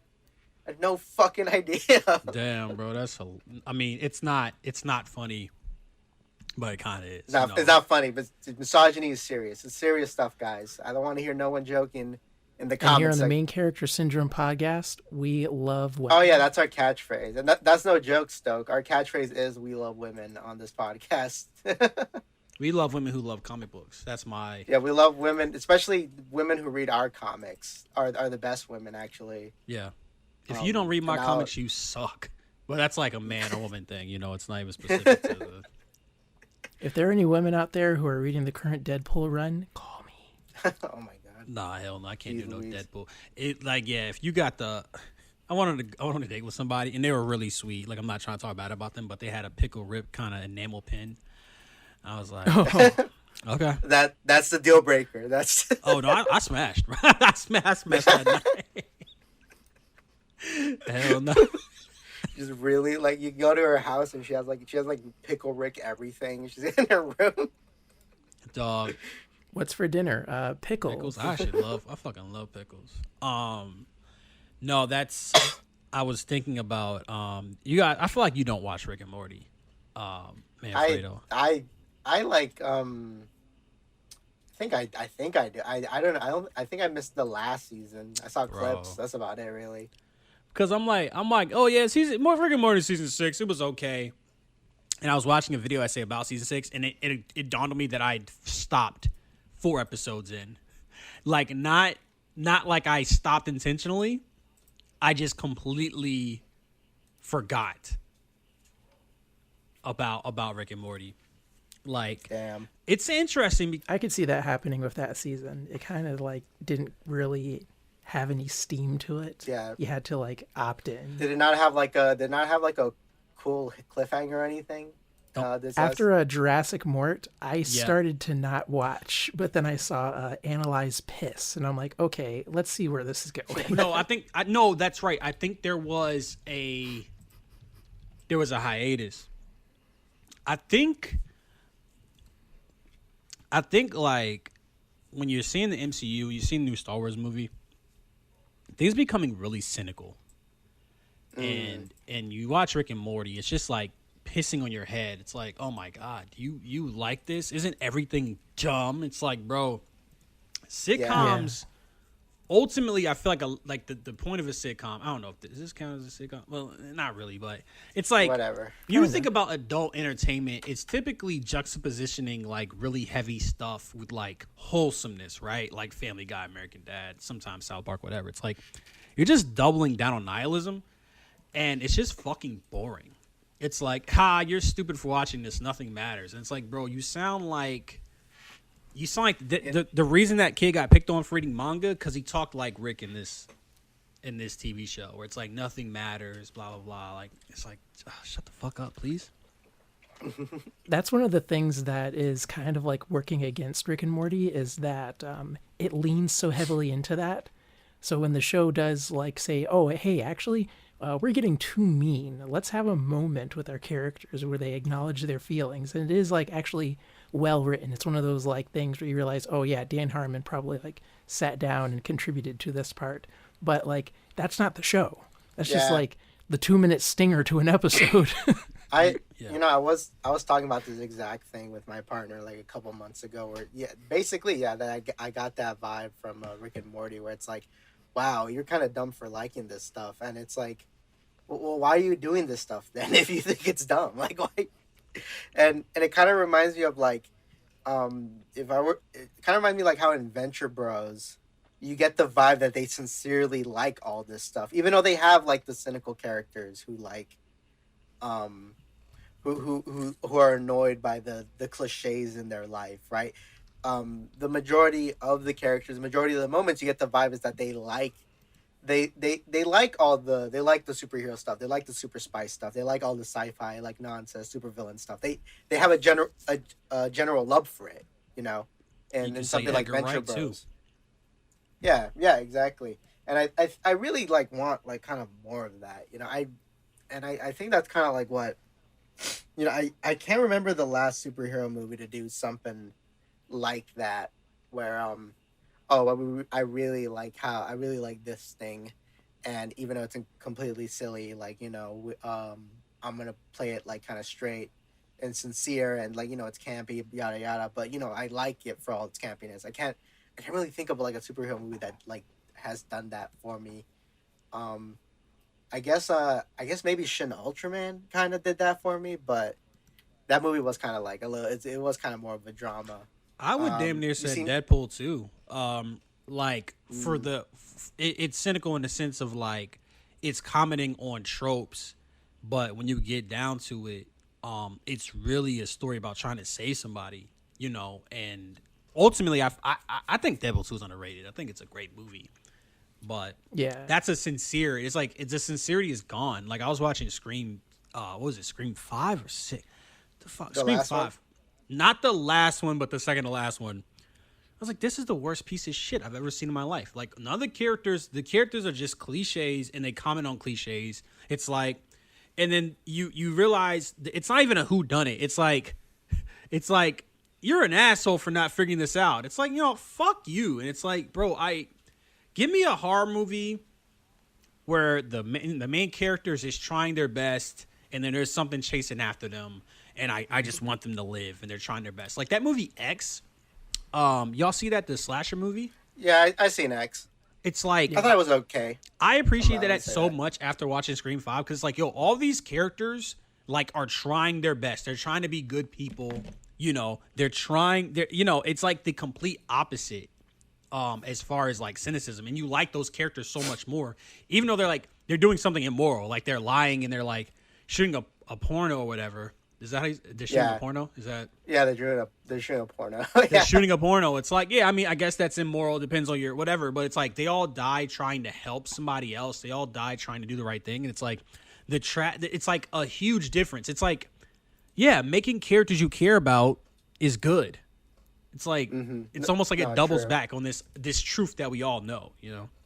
Man, I haven't seen the recent Scream movie, but I saw the one before it, like last year, and I did not like it because it did the whole thing with it did, and I don't know. Tell me if the new one did this, but it did the whole thing where it's like it just kept pointing out that like, whoa, this is all the stuff that happened in the first movie, and then it just does the stuff that happened in the first movie, and it's like this isn't clever. You're just doing the first movie. Like it's not clever that you point out that this already happened. That like this is like, oh, they're just, we're, oh, all this already happened. Oh, they done this before, yada yada, like the tropes, yada yada. It's like, yeah, but you're just doing it again. That's You're not just doing it again. subversive. Yeah, you're not subverting anything. Pointing something out is not subversive. You're not like you think like it's like you're meta, but you're not doing anything clever with it. And you're also Um, taking me out the story because I'm constantly aware that these are not real characters. Yeah, yeah. I think, and another part of that like last movie too that I thought was so funny was basically like that one main character chick, like when it's revealed that her father was like the killer from the first movie, and she basically has like serial killer DNA or something, and that's why she was like she unlocked her serial killer DNA. She like stopped like the killers in this movie, and it's like what the fuck is going on? I mean, that was an Like interesting what? plot device that they didn't take any advantage of. It's like That that. they should have been crazier with it, to be Well, honest. well, that's if you want to reconstitute something from the first movie, that's like the perfect thing to do. It's like I'm a serial killer, or I have serial kill tendencies, and I'm being chased. I'm being put in this. That's interesting. How do I? That damn near I say brilliant, but they didn't use that at all. Yeah, it just yeah, there's just they just yeah, it just wasn't interesting. Like they think that just pointing out like how meta things are is like interesting enough, but it's not. It's just, oh yeah, you're right. It is the thing. It's the thing from the other thing. It's like when Charlie from It's Always Sunny, he's walking and he's like, "Oh, look, it's dog shit." And he steps into dog shit. And Mac is like, "Why'd you do that?" He's like, "It's dog shit." It's like you're not answering. Oh You're boy. not justifying your choice here. You're just pointing out that it's dog shit. Yeah, right. Oh man. You know what I thought would be a really cool kind of angle to do like a Scream movie with. It's like, okay, let's say the movie it's like it's another Scream movie, and it starts like all the other ones starts like, oh, someone is getting killed, and then after the person gets killed, the ghost face killer like takes off his mask, and we see right away who it is, and then for the rest of the movie we're just following him. Like instead of following the victims, now we're following the killer, and how he kind of like he's like stumbling, he's like sloppy, but like to everyone he's killing, everyone thinks he's like proficient, like he's doing a good job. But we're Ooh, yeah. we're really seeing it from his point of view, and he's like he's human, he's like doing all, he's trying to get everything, he's trying to time everything perfectly, like him and his partner, and they basically have like their own disputes and arguments, and we see that in the end how that like ultimately is what the causes their fall at the end of the movie. But That's like like Knives I Out, essentially.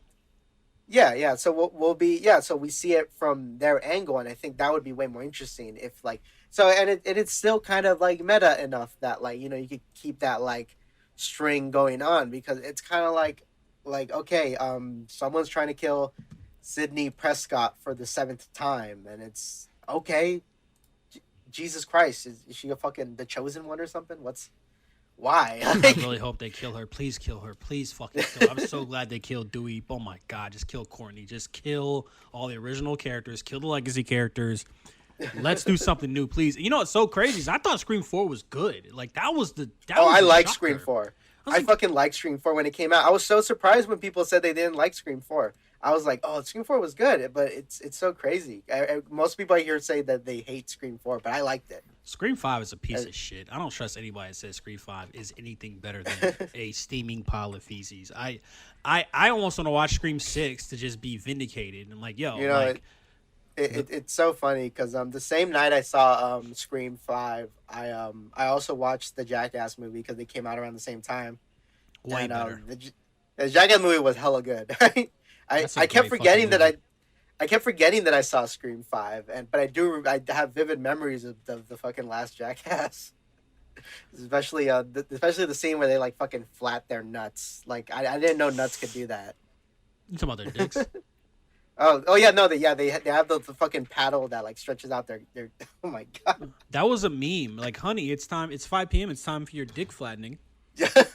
I didn't think it was real. I didn't think that. I thought that was like, oh, that's just a joke. But no, you could flatten your dick, and it's just a thing you could do. If you're challenged with link, that sounds like a good way to feel good about yourself. Really get... All right, I think we're getting close to the end, and okay. With this podcast, we usually end with the question of who deserves to be canceled this week. And Stokes, if you have someone you want to cancel, if you don't, I'll just say the guy I want to cancel. Yo, can you circle back to me and maybe I'll get some ideas. No, I gotcha. But basically, this is a guy I already just don't like. But have you heard of the guy Turkey Tom? Julian, you know Turkey Tom, right? I know someone who knew Turkey Tom personally, so I hate him more than most people. I have buddies who are buddy with Turkey Tom, but like it doesn't mean anything to me really. Turkey Tom is always kind of just a commentary like YouTuber, and I really already have a big disdain for commentary YouTubers. You know, Yeah. they're less than people to me, to be honest. Really, They're spicy Fredo. they're not human to me. But basically, this last the most, as the time of this recording, the most recent Turkey Tom video was he was covering the whole situation with a Chipple Dipple, which is, I'm gonna say a bunch of names. I don't know if you fucking know Stokes. I don't know none of these motherfuckers. It's a specific circle of people on Twitter. But a Chipple Dipple was this kind of troll who would kind of like, I mean, he would just be a huge troll, and a lot of people didn't like him, right? I mean, obviously, because he was fucking like, annoying, and he was a big provocateur. Like, I'm a provocateur too, but like he really like took it really far. Nothing like illegal. It's just kind of like it kind of questions like, oh, you ever like when see someone does something and you're like, wow, you have the energy to do this, but instead you're doing this, like, it really? Because basically towards the end of, because he's like not on Twitter no more because of some shenanigans, but basically towards the end he targeted this one artist and he was making a whole video game making fun of this artist, basically, right? And what I don't like about Turkey Tom is because he's running defense for Chip, right? And he's kind of framing it as like the people that Chip was like targeting are the real bad guys, and Chip, well, he's just a little guy. He's just a little guy.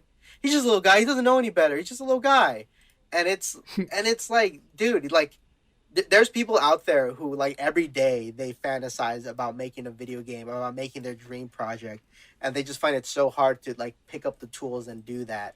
And this guy is like making a video game just to harass one person, and like, and that's what it. And like when you put that much energy into something, you're running a harassment campaign against a person, because Tom was trying to like frame it as it wasn't a harassment campaign, that like, oh, he's just mocking them, and it's like, mocking them would be if you drew one picture and that's it, but no, you're doing a fucking video game. That's fucking crazy. You're fucking insane. Why would you do this? And another thing, and here's the thing, there's a little connection between me and Triple Dipple, by the way. because a couple years ago, and this was before I met you, Stokes. I got into my own controversy for a comic called Big Twitter Artist Comic. I love that shit, boy. Thank you. But basically, because of that controversy, I got a DM from Chip at the time, and he was trying to give me advice of like, hey, you might not want to try to piss off people because it really like messes with your yeah, these are the DMs. I screenshot it before his account got deleted. And he said like, hey, you might not want to do this because it's not like a good feeling to be labeled as the guy that every time people mention you, they're gonna bring this specific thing on. And at the time, I was kind of like, whoa, it's like I'm not doing anything bad. I made a comic that annoys people. It's whatever, right? And yeah, and like I'm thinking like, wow, like if is this like the real Chip? Is whoever this guy who was DMing me at the time, was this like the real Chip? At one point, was he self conscious enough to realize that like he has made a complete ass of himself online and didn't want to do that? And for a time, I thought he didn't, but it seems like it just seems like he couldn't help himself, And it's like he probably should have just taken his own advice he was trying to give to fucking me. It's so yeah, and I really don't like that. Like, and at the end of the day, what's gonna happen is that because the whole Chip like scenario that happened, people are gonna forget about it. But Turkey Tom's video is gonna stay online, and that's gonna be like the main like focal point of when people talk about the whole Chip situation. And they're gonna like, because there's no one else out there, there's no other video or another bigger person who out could like counter claim the story. It's gonna be almost become like the mainstream kind of like take on it, and people are gonna look back and Chip as like some guy. He was just trying to be funny online, and like yeah, he was, but he was taking it like very like what he was doing like because there's this kind of attitude in the Turkey Tom video where like he's acting like Chip didn't deserve none of this, but Tom is like aware enough to know that like you annoy enough people if because Chip like made it a goal to try to be as controversial to everyone as possible, like, and that's like left or right leaning people, whoever he tried to be as controversial, right?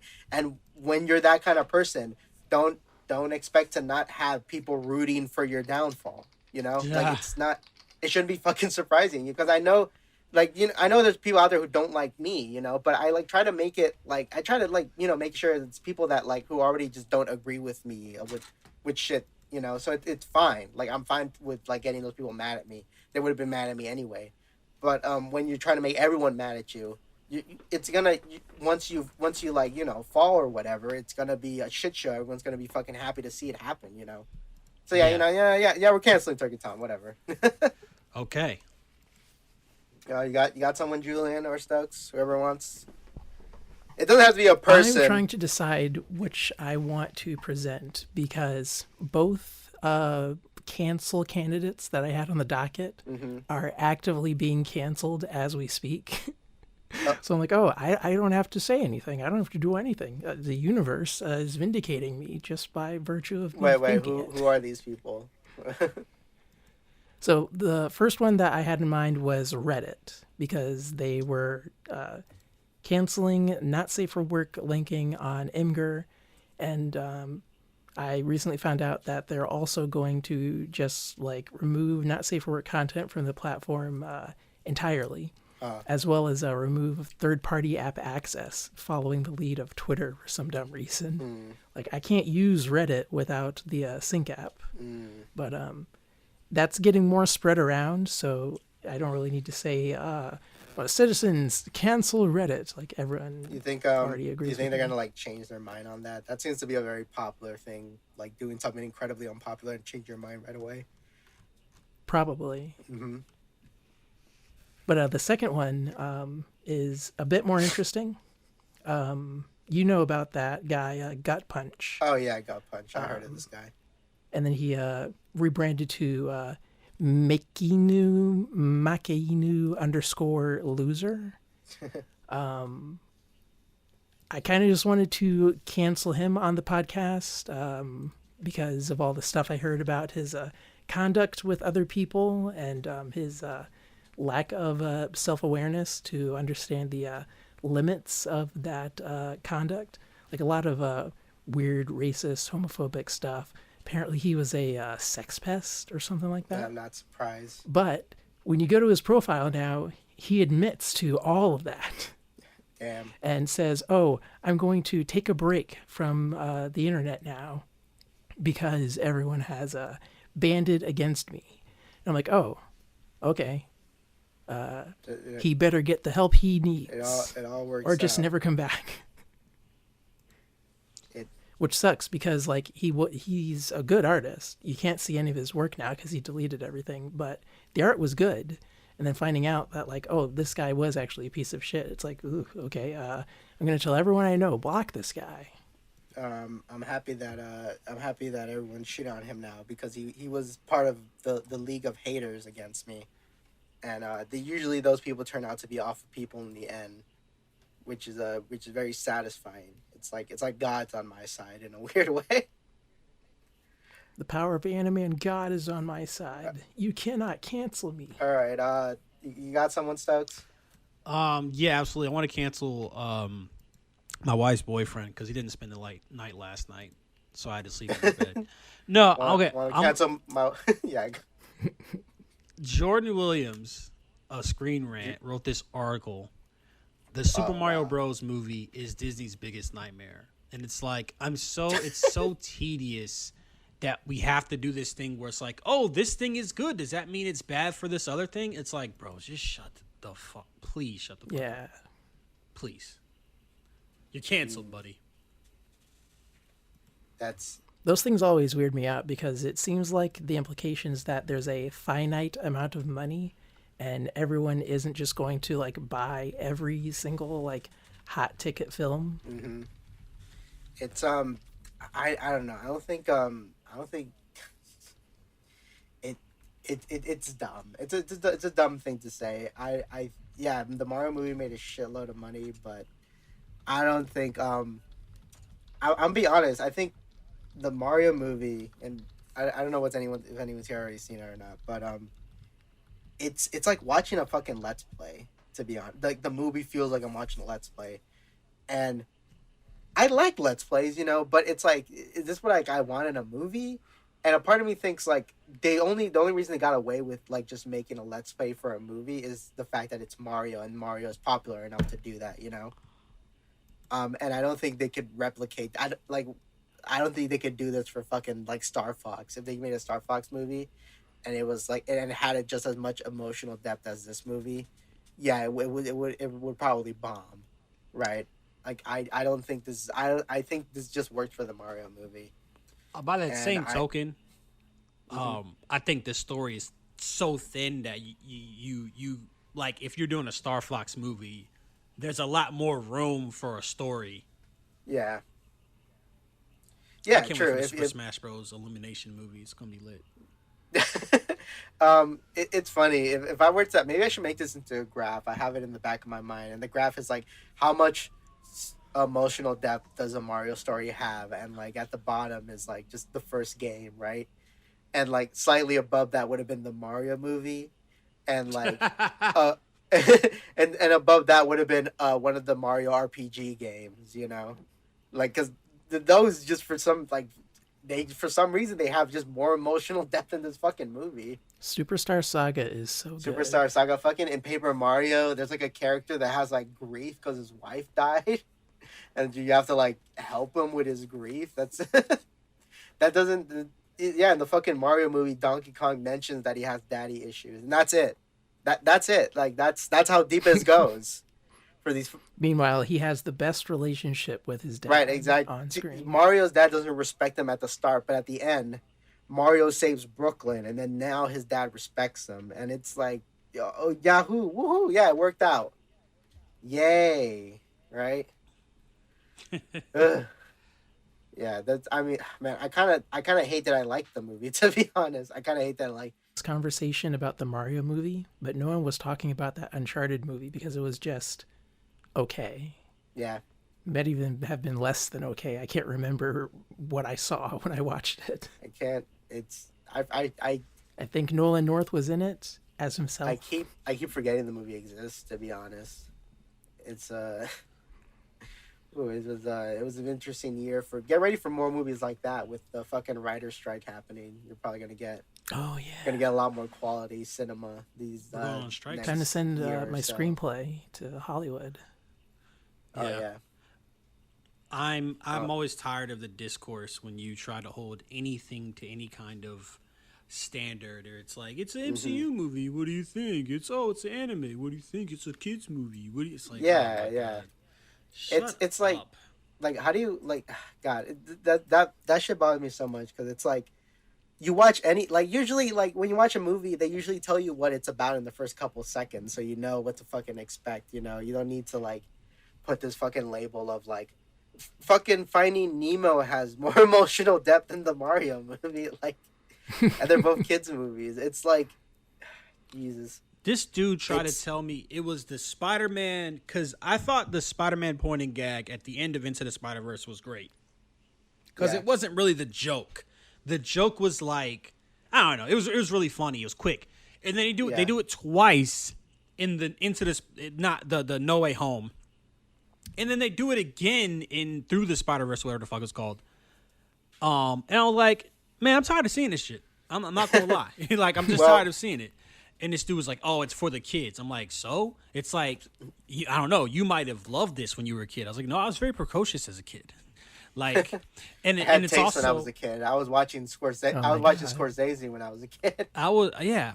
I watched Everything Everywhere All at Once when I was 6 years old. No, but and then I was like, bro, I grew up in prime Pixar. Like I grew up during the Pixar era, the prime Cartoon Network, and Hmm. like when Miyazaki was like midway through the When Miyazaki hype. So it's like, bro, yeah. there was Avatar: The Last Airbender. Like I've had nothing good. I had nothing but good media as a kid. So what the fuck are you talking about? He ended up blocking me. It's like, Okay. why do y'all keep lowering the bar? Shut the fuck up. Okay, but I try to be self-aware about that sort of thing because my favorite movie as a child was Ace Ventura when Adventure Calls, okay, which is a terrible it's funny movie. that you say Avatar: Last Airbender because I think also at the same time they had like what was the name of the show? Two Stupid Dogs or something. Yeah, that's a good And show. there Oh was yeah. quality animation. I That was a but good no, I mean show. I get okay. What do you mean? All right. You remember that show? Like It you was remember okay. definitively enough that, but they also had like Dexter Laboratory or Kids Next Door. Like if we want to play that game, they had it, Courage. Like it's it's whatever. It's fine. man, get the You could fuck also out of here. contrast those with I Am Weasel. I'm not I'm not super interested in like I don't know. I've never been too big on like well I grew up watching the good cartoons like well whatever. Well, I'm not trying to say the good cartoons Okay. as if to say that the other cartoons aren't good. I'm just saying that this particular era of like when I grew up watching cartoons like the Ed, Ed and Eddie, Powerpuff Girls, like Scooby Doo was still around, like prime Cartoon Network, like those were Kids Next Door, like Billy and Mandy, those are good shows. Like you can Hmm. watch those shows today. So I'm not saying that like, oh, the Hanna-Barbera stuff sucks. I'm just saying like the shit I watched growing up was good. I had taste. Like Media had variance and a consistency with like how it took the viewer seriously. So when people say stuff like, "Oh, it's okay for this to suck. It's for children." It's like, "No, it doesn't have to." kiss my Look, ass. Shut up. yeah, it Wake doesn't up. have to. Okay, I watch Bluey. All right, so I know a thing or two about quality. All right, I think I know a thing or two about amazing storytelling for kids. All right, so The first thing I remember watching in theaters was Toy Story 1. It's like, I remember Shrek One was like the first thing I watched ugh, you're a in baby. theaters. Yeah, I am a baby. And Shrek One was good. It really It was good. it's still a 10 out of 10. I almost didn't like Shrek. The first time I watched it was with my parents and grandma, and they talked during the entire movie. Damn, I'm sorry. I didn't start liking Shrek until I watched it myself later. Oh man. All right. Well, I think we canceled everyone. We want to canceled Turkey Tom, Julian, those two guys you mentioned, you Reddit and Gut Punch, My wife's and boyfriend. yeah, you're my wife's boyfriend. He didn't take me to go see the Super Mario movies, even though he promised he would. Right. Yeah, but I think with that, We're gonna get that yeah, I guy. think with that, I think we're at the end. Is there anything you want to promote, Stokes? Your Kickstarter would be, by the time this is uploaded, it'll be Yeah, over. But yeah. anything you else, follow Stokes on Twitter. His ad is gonna be on screen. So, At Stokes the writer. mhm, I've been mhm. chilling lately. I don't have the hot takes. I'm not as divisive as Manfredo, but I'll fart the hot takes eventually. Yeah, eventually, we gotta hear the Guardian Street take eventually when that comes out. No, wait, the Bew was it? What's the name of the movie? B is not afraid. Bew is afraid. The new Oh, Ari Bo is Aster. afraid. Bo is afraid. Yeah, Bo is. We gotta get the Bo is afraid take when that comes out this Friday. Man, that's a 3 hour movie. I don't know if you're getting that take. Oof, I gotta. Man, so many. No, I'm gonna watch it. I'm gonna watch it. Fuck it. I am going to try to fucking watch. God, if I could go back in time and if I could go back by like maybe a couple weeks and tell myself, hey, don't spend your money on the Mario movie. It's like you're watching a Let's Play. Save your money because the Bo is afraid is gonna come out. You don't To get your watch money's worth that. for that. Bo's not afraid, bro. That's a 3 hour movie. Yeah, Sure. you'll get your money's worth if you measure your worth by how long a movie is or anything.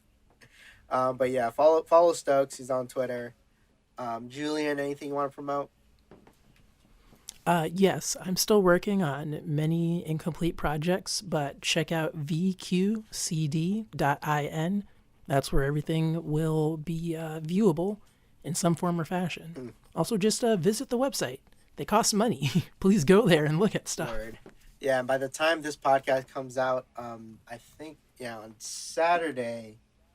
Yeah, on Saturday I'll be at FangiaCon, which is here in San Diego. That's when I'm doing my panel. Come through, check it out. I should have physical copies of Mick Pagliacci at the San Diego comic artist booth. We should have physical copies because they told me they're gonna arrive the day before, and hopefully that's true because I've had scenarios where it tells me it's gonna arrive the day before a certain convention and it doesn't. It arrives after that convention and it got fucked over. Um, but yeah, so come check it out. We I got a couple more things coming out next month, but you'll see when that comes through. And once again, thanks for watching, and bye everybody. Peace. Bye bye. All right.